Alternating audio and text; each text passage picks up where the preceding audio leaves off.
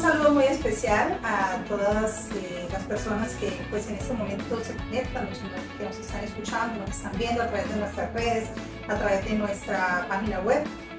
Somos una parte muy importante del equipo de trabajo de esa labor que está desarrollando Coneuro.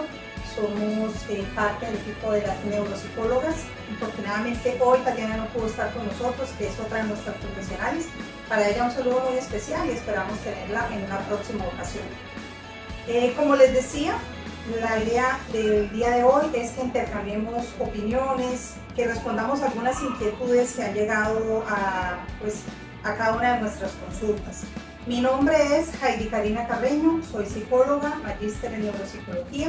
Hace un año vengo laborando en Coneuro, atendiendo pacientes de todas las edades, pero en especial los pacientes de la tercera edad que han cautivado el interés por parte de todos, pero especialmente mía, en cuanto al conocimiento, al diagnóstico oportuno, a la orientación, la rehabilitación, y bueno, más adelante estaremos ampliando un poquito este tema. Me acompaña la doctora Ivonne, quien también realiza una labor muy importante. Gracias por estar acá y bienvenida. Gracias, Karina. Bueno, pues muchas gracias también por la invitación. Qué bueno pues que se den este tipo de espacios y más dentro del área de neuropsicología clínica, que son como términos poco entendibles para los pacientes y para los mismos familiares. Entonces, pues un gusto. Mi nombre es Ivonne Echeverri Reina, soy psicóloga, especialista y magíster en neuropsicología clínica de la Universidad San Buenaventura de Bogotá. Llevo en Coneuro ya 5 meses, atendiendo también todo tipo de población, pero pues una que me gusta mucho también atender y que de pronto es poco visible ante las dificultades que se puedan estar presentando es el adulto joven. Entonces, pues más adelante ya con mis colegas pues vamos a ampliar ese tipo de información. Y pues por último, pero no menos importante, tenemos a la doctora Marley. Entonces, pues también bienvenida a este espacio. Ok, muchas gracias, Ivonne. Bueno, como me presentaba mi compañera, mi nombre es Marley Prado Rodríguez, soy psicóloga de profesión y también especialista en neuropsicología infantil. Actualmente me encuentro laborando en Coneuro desde hace aproximadamente 9 meses, atendiendo solo a población infantil. ¿Qué hacemos específicamente en Coneuro de evaluación infantil? Pues estamos acompañando procesos de evaluación, terapia y rehabilitación, aquellos niños y adolescentes que presentan alguna situación alguna situación importante de la cual requieren algún proceso de aprendizaje. ¿Bien? Entonces vamos a estar compartiendo unas temáticas que sean relevantes para ustedes y que también puedan ser eficaces para dar atención a los procesos. Entonces, gracias a todos. Bueno, entonces iniciemos hablando del concepto como tal. ¿Qué es la neuropsicología? ¿Por qué es importante que un neuropsicólogo haga parte de este trabajo de valoración de un paciente, de neurología, de psiquiatría, de fisiatría, de dónde más nos llegan revisiones? Bueno, principalmente de estas 3 áreas. ¿Por qué es importante hacerlo? Porque resulta que la neuropsicología trata de dar una explicación fisiológica de la conducta del ser humano. ¿Por qué la conducta se está dando de esa manera? Y no solamente hablamos de esa conducta que vemos, si se levantó, si no se levantó, si contestó, si no contestó, sino también de aquellas cosas que no vemos, pensamientos, reacciones, procesos de razonamiento, toma de decisiones, etcétera, que a veces empezamos a ver que fallan en casa y no le ponemos atención pues a tiempo, ¿no? A veces, es que está muy cansado, es que está estresado, es que llegó mal, y dejamos pasar por alto. Entonces es importante tener como esa pauta de observación y de valoración oportuna para buscar una solución rápida y que no pase de ser un trastorno leve o una alteración leve de alguna de sus funciones cognitivas. De hecho, también es muy importante porque muchas veces los pacientes, cuando llegan a las valoraciones, no saben realmente qué es lo que uno hace como un neuropsicólogo, sino lo toman como una consulta psicológica dentro del ámbito clínico. Entonces ellos entran como a chocar porque parte de los especialistas, y ahí yo pienso que es una parte fundamental, es que no hacen la sensibilización de que dan la orden y dicen como te voy a remitir al neuropsicólogo para valorar tus procesos cognitivos, para mirar si hay algún daño posterior a que se está manifestando a nivel comportamental, emocional, físico y mental.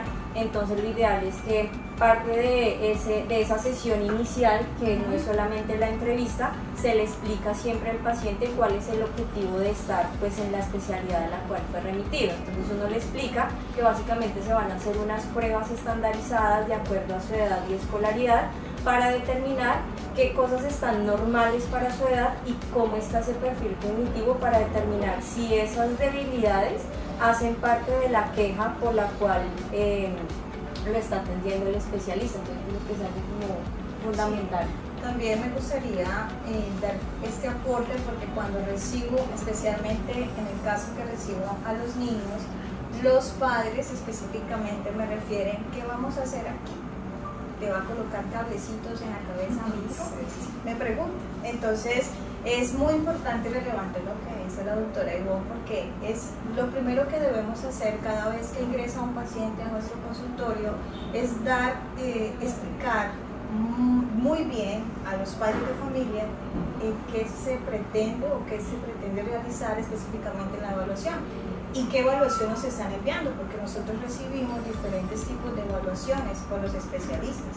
Recibimos por neuropediatría, recibimos por psiquiatría infantil, recibimos por neurología pediátrica, bueno, en fin, por una serie de procesos médicos que es muy importante explicarles.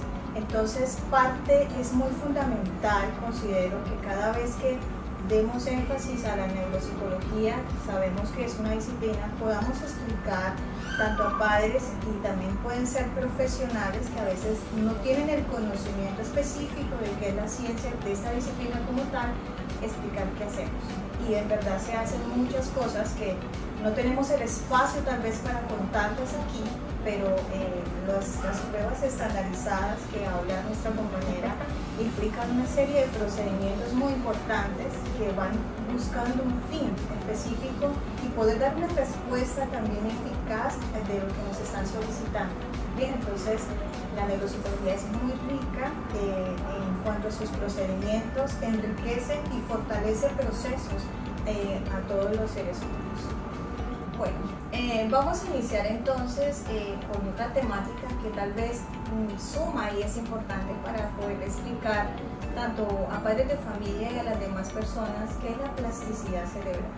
De pronto ustedes han revisado en el sistema, por Google, bueno, por muchos medios que tenemos, pero la plasticidad cerebral es una área muy específica o competente pues, de nuestro cerebro como tal. Su nombre lo indica, cerebral. Eso quiere decir que nuestro cerebro, a medida que va creciendo, a medida que vamos evolucionando, pues vamos aprendiendo. Tiene una capacidad muy espectacular de adaptarse a las diferentes experiencias que tenemos. Entonces pareciera que fuera como una plastilina, que se pudiera de cierta forma cambiar, moldear para que nosotros podamos adaptarnos al ambiente. Entonces, ¿cómo se genera esa plasticidad? Es parte del inicio de esto es la interacción que tenemos con el entorno. Eso quiere decir que nuestro cerebro ya viene con unas especificidades, podría decir unas habilidades específicas, pero que se van entrenando y se van capacitando a medida que vamos haciendo esa interacción con el entorno. Y eso hace que se enriquezca y se potencialice cada una de las acciones que nosotros realizamos. Bien, ahora usted me dirá, ¿cómo se logra esa plasticidad? Pues es muy sencillo, se enriquece a través de la interacción, de la exploración, del percibir, y se da en unas etapas muy iniciales de nuestra vida. Los neuropediatras y las diferentes especialidades de niños nos dicen que se da muy ágil, muy importante dentro de las primeras edades, dice entre los 1000 días, eso equivale como a los 3 primeros años de vida, pero yo podría decirles que la plasticidad permanece por mucho tiempo mientras las estructuras cerebrales tienen ese proceso de maduración. Entonces eso quiere decir que tenemos la capacidad de aprender, o sea, es como esa habilidad específica que vamos a tener los seres humanos para adquirir información, para aprender. Y se da muy importante en los niños específicamente porque es la etapa donde más percibimos, es en la etapa pequeña, en las primeras edades que estamos en lo sensoromotor, en en la exploración de los elementos, de los objetos, el desplazamiento que nosotros tenemos, eso nos permite enriquecer y generar esa construcción del conocimiento común. Entonces, en los primeros años de vida, pareciera, y casi todo dice, los primeros años de vida son fundamentales, es cierto, ¿sí? Se enriquece muchísimo, pero eso no significa que cuando ya sea adulto no lo pueda hacer, también puedo aprender, se va a dar siempre porque la base de ello es la experiencia como tal. Entonces, yo creo que cada día, cada mañana, cada tiempo, cada edad, vamos a tener procesos de aprendizaje, ¿bien? Que nos dice la psicología o las ciencias, por ejemplo, del envejecimiento, de la vejez, que a medida que somos adultos tal vez no tengamos la misma habilidad para aprender, pero seguiremos aprendiendo. Entonces, parte de ello considero que hace referencia a la plasticidad y pues no sabría de pronto si podemos ver diferencias muy significativas entre niños y adultos, tal vez sí, no lo hemos explorado detalladamente, pero sí podemos encontrar que somos más hábiles aprendiendo en edades más tempranas y somos más lentos aprendiendo en edades más adultas. Sin embargo, está allí. De hecho, eso tiene mucha trazabilidad porque lo que dice Marley lo ve uno, por ejemplo, en adultos jóvenes, por ejemplo, que ya están en esa transición de los 18 años, que aún así todavía hay áreas cerebrales en las cuales no se han madurado totalmente. Pero, por ejemplo, en pacientes que son consumidores, por ejemplo, si lo iniciaron en una edad de la adolescencia donde a nivel frontal no se ha desarrollado pues muchas de sus habilidades comportamentales, donde ya hay cierto control de impulsos y demás, y donde hay pérdida neuronal, ahí es cuando dentro de las evaluaciones uno empieza a notar que el paciente está mucho más lentificado, tiene dificultades atencionales y que de pronto no se hizo una evaluación en las etapas iniciales, y es donde empezamos a ver que lo remiten, por ejemplo, de las universidades porque no están sopesando su carrera universitaria, siguió con factores de riesgo como con el consumo, por ejemplo, y no tiene como un proyecto de vida claro. Entonces uno dice como que no, es que está de rebelde y es que no quiere estudiar, pero es que realmente ese tipo de inmadurez o factores en el neurodesarrollo que no se dio el lenguaje, no se dio la parte motora, no se dieron las habilidades académicas, pueden afectar más adelante en la vida adulta. Entonces, por ejemplo, si uno ya nota que hay un perfil demasiado bajo, pues obviamente ya va a ser muy complicado de pronto que él vuelva y aprenda ciertas cosas cuando no las adquirió. Entonces lo ideal es que esa plasticidad sí va a funcionar, pero pues ya va a tener cierto grado de reserva cognitiva donde uno no puede cumplir con ciertos objetivos o uno no lo puede sobrevalorar, porque obviamente ya llega un punto en que va a dar hasta un punto cognitivo. Entonces no hay como un perfil cognitivo claro, pero lo que nos permite es de ahí en adelante fortalecer algunos objetivos específicos, porque lo que se quiere también desde el área de neuropsicología es que los pacientes mejoren su calidad de vida y la permanezcan siendo funcionales en su vida cotidiana. Aparecen entonces las personas de la tercera edad, porque esa plasticidad cerebral, como bien lo explican mis compañeras, se va haciendo más lenta a medida que la edad va aumentando, ¿sí? Pero también juega un papel muy importante lo que mencionaba la doctora Ivonne, que es la reserva cognitiva. La reserva cognitiva, si lo ponemos en ejemplo de, no sé, las personas que de pronto les gusta ir al gimnasio, a algunos les gusta más trabajar la pierna, a otros más trabajar la parte superior, el tren superior, el tren inferior, qué sé yo, ¿sí? Y el cuerpo de alguna manera responde mejor en algunas partes de su cuerpo. Algo similar pasa con esta reserva cognitiva. Algunas de las habilidades son las que más se desarrollan en unos seres humanos y que es diferente a la que desarrollan otros. Entonces, cuando hacemos esa evaluación neuropsicológica, nos damos cuenta que el paciente adulto mayor o el adulto joven o el niño, porque también puede suceder, se está desenvolviendo mejor en esta habilidad, un poco más fácil por este lado que por este otro. ¿Sí? Entonces empezamos a identificar e incluso a orientar a la familia acerca de cómo llegarle a ese aprendizaje, porque o sea, de lograrlo se pueden lograr cosas maravillosas, pero hay que conocer pues, cada caso particular.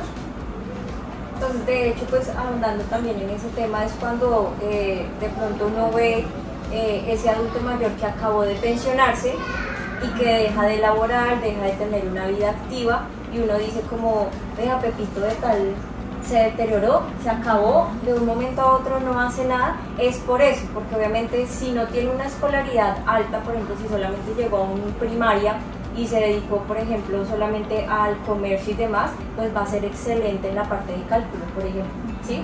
Pero obviamente si ya lo colocamos a hacer una sopa de letras, que haga ejercicio, que cocine cuando de pronto nunca cocinó en su vida, sino solamente le llevaban la comidita, no planchaba, pues ese tipo de cosas hace que el deterioro sea un poquito mayor y la reserva cognitiva no sea tan amplia.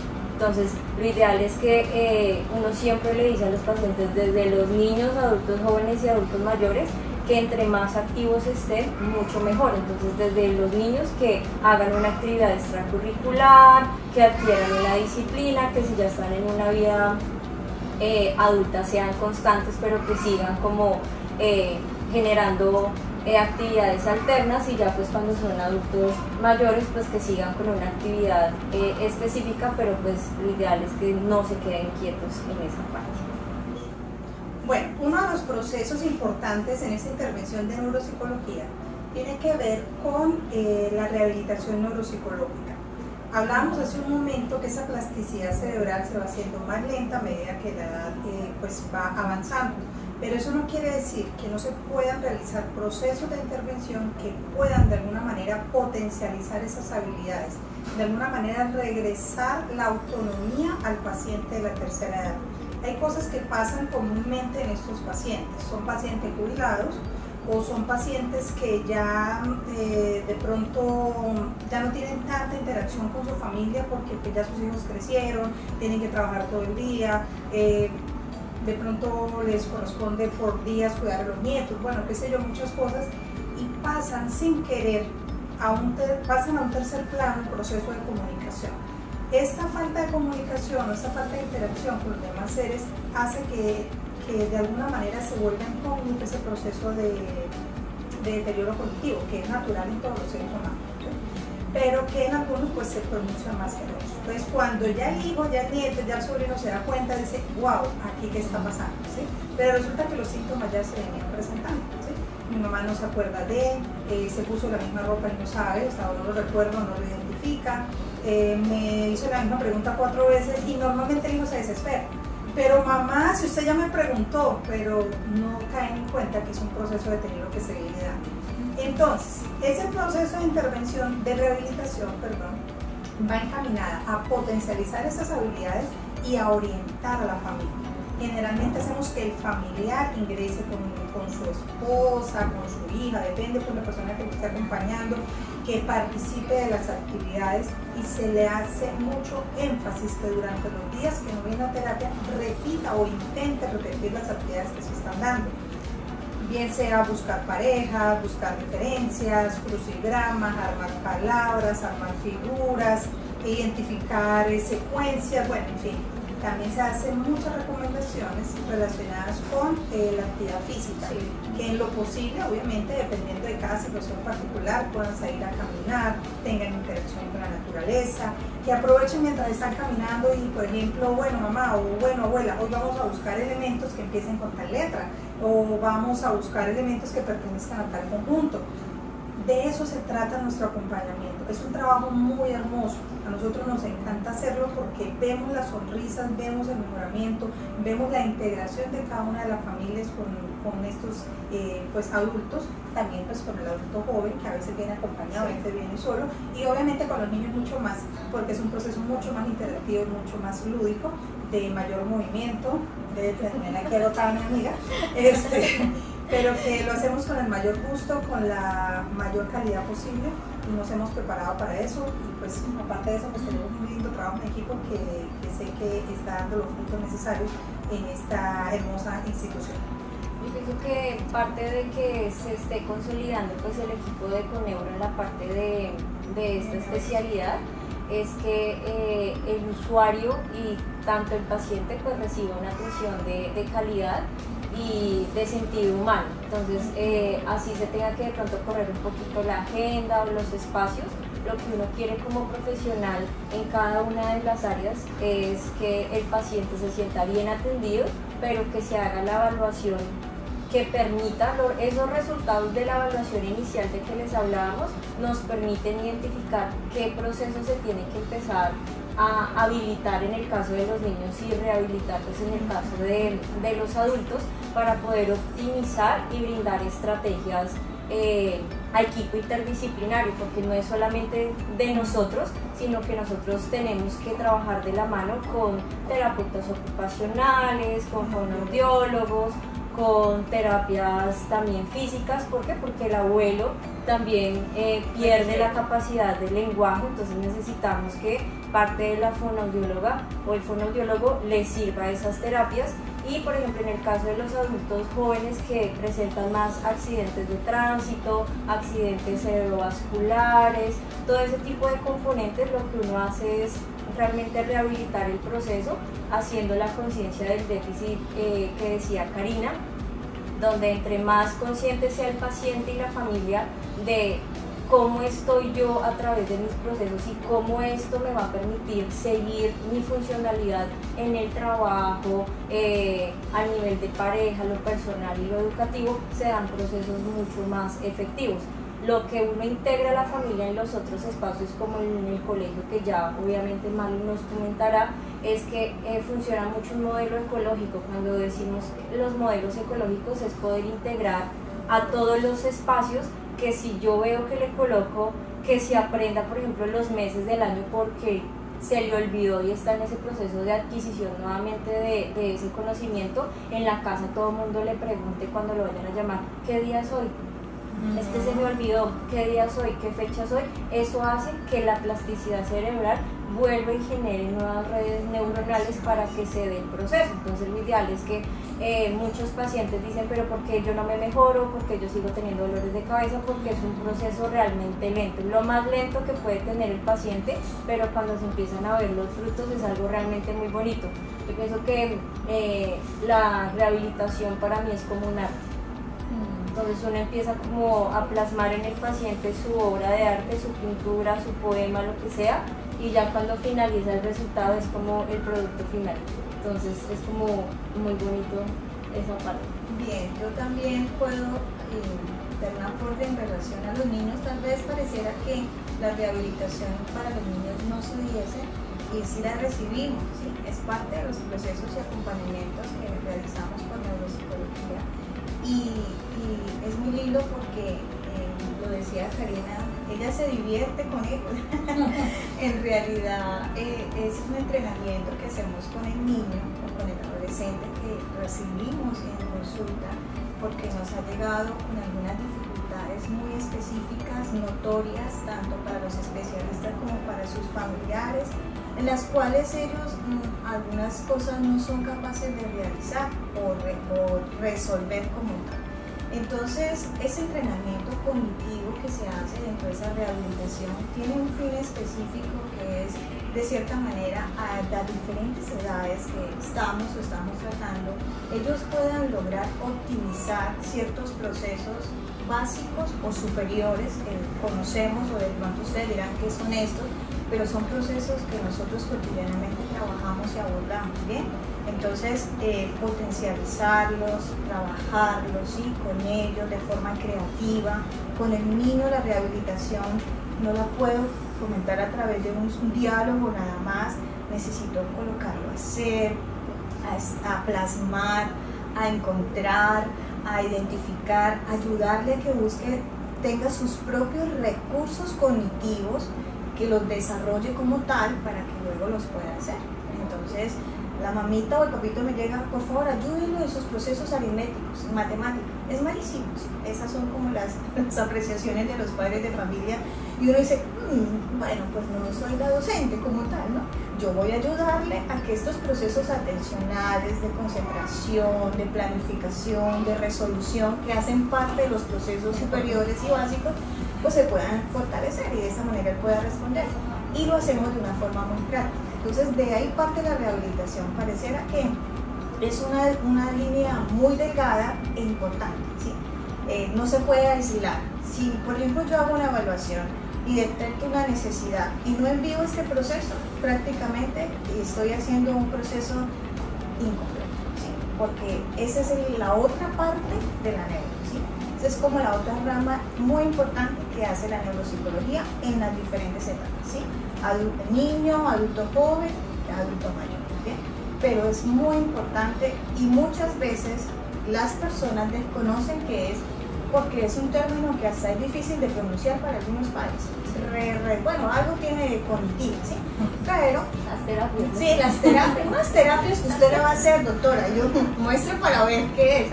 Y cuando leo en la orden terapia, rehabilitación cognitiva, ¿sí? O neuropsicológica, bueno, de la forma que le den la orden, entonces uno trata aquí de orientar y dar unas pautas muy específicas y enseñar también en casa y también unas recomendaciones que se dan en la parte escolar si se requiere, pues para que estos niños a medida que vayan creciendo pues vayan generando estos procesos y sean más funcionales de lo que ya pueden ser. Entonces digamos que de cierta manera seguiremos siempre, ahora saldrán muchas estrategias más para poder abordar y ayudar a las personas que recibimos acá en Colombia. Quisiera dejar una recomendación especial porque tenemos un enemigo silencioso en este proceso y es la normalización de los olvidos o la normalización de esas conductas que deberían llamarnos la atención, ¿sí? Por ejemplo, es normal que se nos olvide si cerramos la llave o no, es normal que se nos olvide si, no sé, si apagamos la estufa, si cerramos la puerta, en fin, muchas cosas. Y una pequeña ayuda o un acercamiento a los profesionales a tiempo puede evitar muchísimas cosas. Recientemente tuve un paciente de 17 años, si no estoy mal, lo que diríamos en términos comunes una lumbrera, muchacho con todas sus habilidades cognitivas súper desarrolladas, una memoria, atención, percepción, no mentira, percepción, ahí es donde voy, memoria, atención, el razonamiento y tal. En la percepción, las habilidades de percepción le salieron altísimas y hubo una sola que le salió baja, que fue la percepción visual, solamente esa. Las demás fueron en verde, altísimas, ¿sí? Entonces uno normalmente que dice, no, el muchacho está bien, no pasa nada, ¿sí? Pero resulta que ese botoncito rojo en la percepción visual me está dando una voz de alerta para que pronto el neurólogo lo vea, logre saber por qué su percepción visual está afectada, si hay algo en el lóbulo frontal que esté de pronto alterado en ese momento, se detecta a tiempo, se trabaja a tiempo y evitamos cosas después, evitamos cosas que de pronto vayan a afectar el desempeño académico, el desempeño pues, en su vida cotidiana como tal. Entonces una invitación para que no ignoremos las señales que día a día están a nuestro alrededor y que a veces por los afanes que tenemos en nuestra vida cotidiana, pues lo dejamos hablar.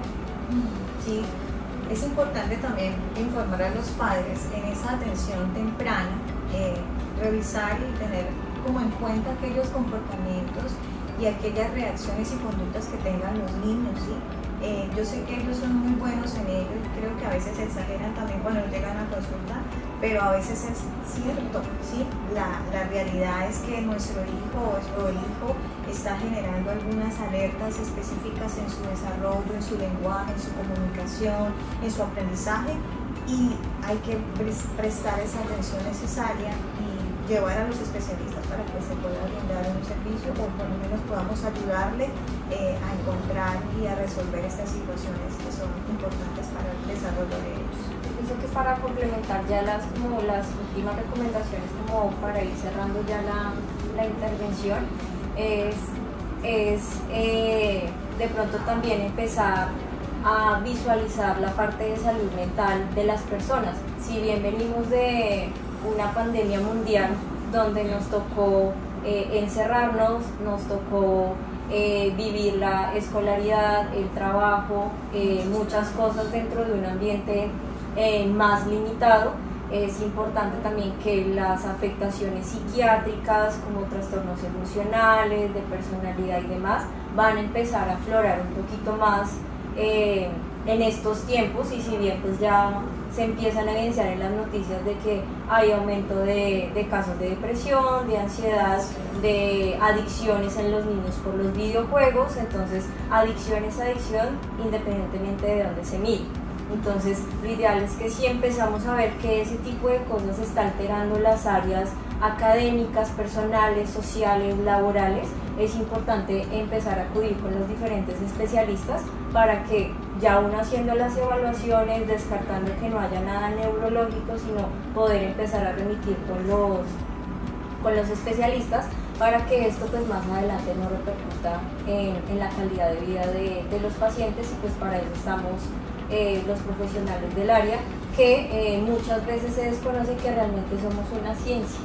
Entonces es importante decir que en vez de ir a otro tipo de situaciones con otras personas que no son profesionales porque piensan que se va a pasar, pues obviamente realmente acudan a donde tengan que acudir, y pues también pues hagamos visible que la salud mental es muy importante.